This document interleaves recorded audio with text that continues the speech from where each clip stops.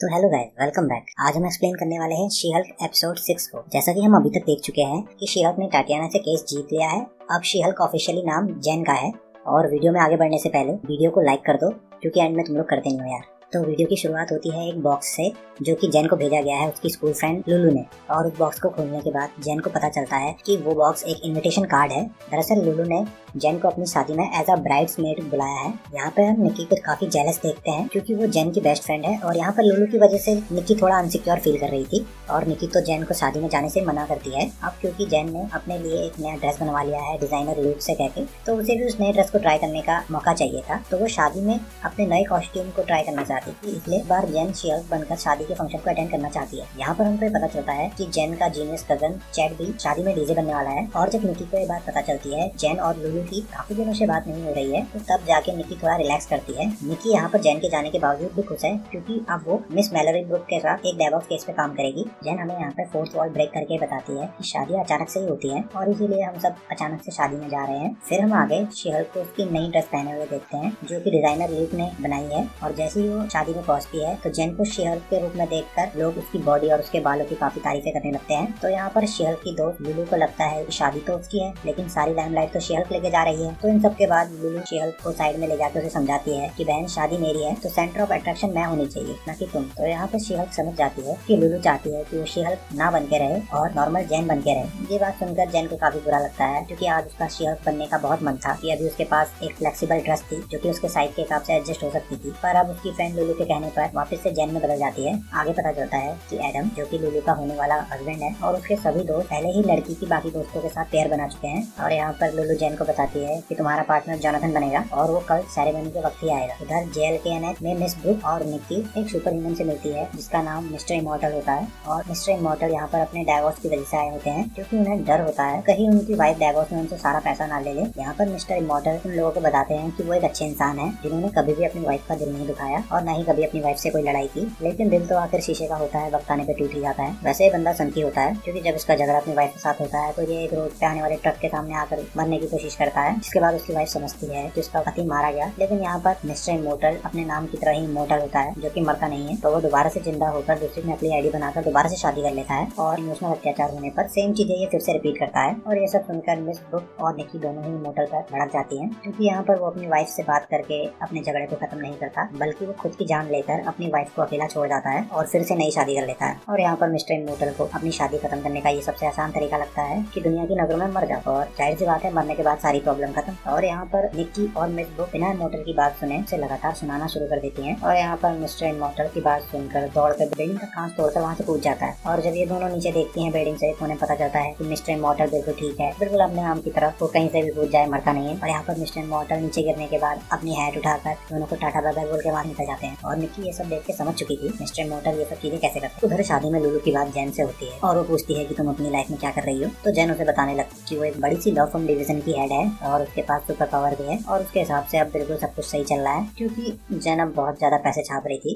और यहाँ पर लुलू को उसकी प्रोफेशनल लाइफ के बारे में नहीं, उसकी रोमांटिक लाइफ के बारे में जानना था। पर यहाँ पर लुलू ये जान के बहुत दुखी होती है कि जेन ऊपर से ही सिर्फ हरी भरी दिखती है, लेकिन अंदर से सब कुछ सूखा है। और यहाँ पर लुलू जाने से पहले जेन को बेस्ट ऑफ लक विश करती है, ताकि उसे भी कोई अच्छा लड़का मिल जाए। और लुलू के जाते ही वहाँ पर टाइटेनिया आ जाती है, जिसको देख के जेन काफी हैरान होती है। और टाइटेनिया की चिकनी चुपड़ी बातों से जेन समझ जाती है कि वो यहाँ पर उससे बदला लेने आई है, और ये बात वो लुलू को भी समझाती है। और टाइटेनिया के अनुसार वो यहाँ पर इसलिए आई है कि वो दूल्हे के बेस्ट फ्रेंड की गर्लफ्रेंड है, और वो बस इस शादी का हिस्सा बनने आई है। और यहाँ पर लुलू को भी यही लगता है कि जेन फालतू में टाइटेनिया से लड़ रही है, क्योंकि 5000 बिजनेस होने के बावजूद शादी में आई है। दोनों से बेइज्जती कराने के बाद जेन बाहर चले जाती है, जहाँ पर उसे एक लड़का जिसका नाम जॉस होता है वो मिलता है। और फिर दोनों इस बात पे डिस्कशन करने लगते हैं कि दोस्त कैसे बनाए जाते हैं। तभी वहाँ पर लुलू आके जेन को बर्तन रखने का काम देती है, क्योंकि लुलू की गालियाँ सुनकर सारे नौकर भाग गए। फिर बिना किसी शिकायत के जेन काम में लग जाती है। और दूसरी ओर लॉ फर्म में मिस्टर इमॉर्टल, निक्की और मिस ब्रुक ने मिस्टर इमॉर्टल की सारी 8 की 8 वाइफ को बुला लिया था सेटलमेंट के लिए। उन्हीं 8 वाइफ में से एक मेल भी था, जहाँ पर हमें पता चलता है कि मिस्टर इमॉर्टल किसी के साथ 18 साल रह चुके थे, और किसी के साथ बच्चा करने के तुरंत बाद भाग चुके थे, जिससे उनकी वाइफ को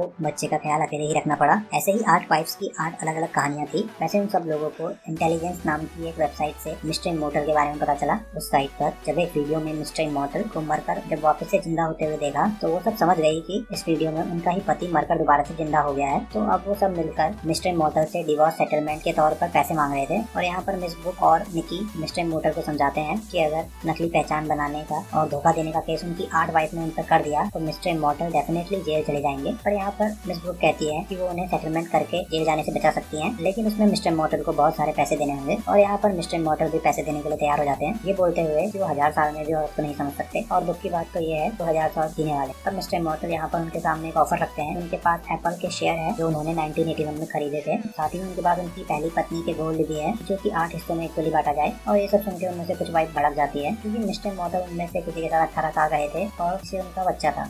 यहाँ पर सबका दुख अलग अलग था तो सबको बराबर पैसे कैसे बांटा जाए। यहाँ पर एक नई प्रॉब्लम उनके सामने आके खड़ी हो गई थी। उधर मैरिज सेरेमनी के दिन जेन को कपड़े प्रेस करने का काम मिलता है क्योंकि लड़के वालों ने गेम खेल कर अपने कपड़े गंदे कर लिए थे। और इतना सब होने के बावजूद लिली जोनाथन को जेन के सामने लाती है क्योंकि एक कुत्ता था। यहाँ पर जेन को जोनाथन से ही एक तरीके से आखिरी उम्मीद थी पर वो भी एट द एंड कुत्ता निकला।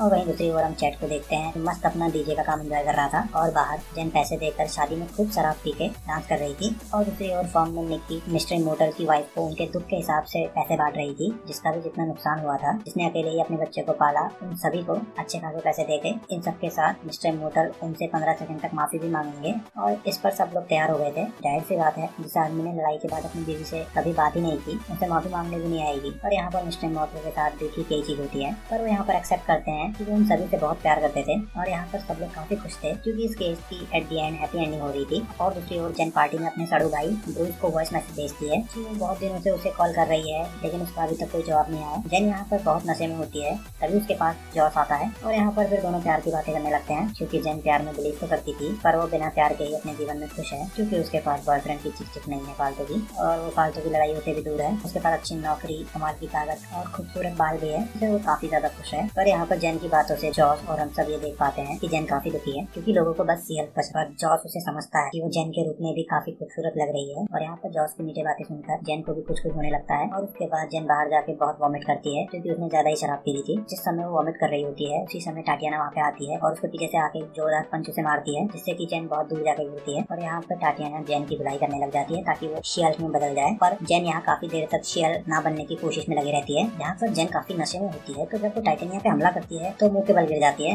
और यहीं पे हमें पता चलता है कि टाइटेनिया जेन पर क्यों भड़की हुई थी क्योंकि उसे शियल की पावर चाहिए भी नहीं थी, फिर भी वो टाइटेनिया से लड़के शियल का नाम जीत गई थी और उसका करोड़ों का नुकसान करवा चुकी थी। और यहाँ पर टाइटेनिया शियल को पीट कर अपने मन की भड़ास निकालना चाहती थी। और यहाँ पर जेन टाइटेनिया को वार्न करती है कि अगर वो शियल में बदल गई तो उसकी बहुत पिटाई करेगी। यहाँ पर जेन के नशे में होने के कारण वो एक बार में शियल नहीं बन पाती है, पर जब वो दूसरी बार कोशिश करती है तो वो सफल हो जाती है और शियल में बदलते ही वो फ्लोर पर जोर से पैर मारती है तो फ्लोर के टायर टूट जाते हैं और टाइटेनिया हॉल में सबके बीच में आके गिर जाती है। और ये सब देख के चैड वेडिंग फाइट का म्यूजिक लगाता है और यहाँ पर दोनों के बीच में असली फाइट शुरू हो जाती है। और यहाँ पर शियल के एक ही पंच में टाटियाना की बत्ती सी बाहर आ गई थी और वो दूर जाके एक वेटर से टकराती है जिससे जमीन पे काफी ज्यादा रॉ आइस गिर जाती है। और जब टाइटेनिया शियल से फाइट करने के लिए वापस से जा रही होती है तो वो उन आइस की वजह से वापस से गिर जाती है। और इस बार टाइटेनिया के असली दांत सबके सामने आ गए थे तो यहाँ पर सब लोग उसका असली चेहरा देख लेते हैं और यहाँ पर उसकी वीडियो भी काफी लोग बना लेते हैं। तो यहाँ पर टाइटेनिया समझ जाती है कि वो अभी शियल से नहीं जीत सकती है तो वो कुछ लोगों के फोन तोड़ते वहाँ से चले जाती है, ये बोलते हुए कि शादी सपने की बर्बादी है। और उसके जाने के बाद लुलू वहाँ पर वेडिंग गाउन में आ जाती है और यहाँ पर शियल को लगता है कि लुलू उस पर चिल्लाएगी, नाराज होगी क्योंकि वो शियल बन के लड़ाई कर रही थी। पर यहाँ पे लुलू उस पर गुस्सा नहीं होती और उल्टा वो खुश हो जाती है कि शियल उसकी शादी में आई है। और एंड में हम लोग निकी और मिस बुक को देखते हैं जो कि इंटेलिजेंस साइट पर मिस्टर इमॉर्टल का वीडियो देख रहे थे। इसी बीच में हमें पता चलता है कि मिस बुक मैरिड है और उनका एक बेटा भी है। और उसी साइट पे उन्हें शियल का पेज भी दिखता है जहाँ पर लोगों ने लिखा था शियल को मारने के तरीके को। ये सब देख के निकी और मिस बुक काफी ज्यादा शॉक थी, पर मिस बुक यहाँ पे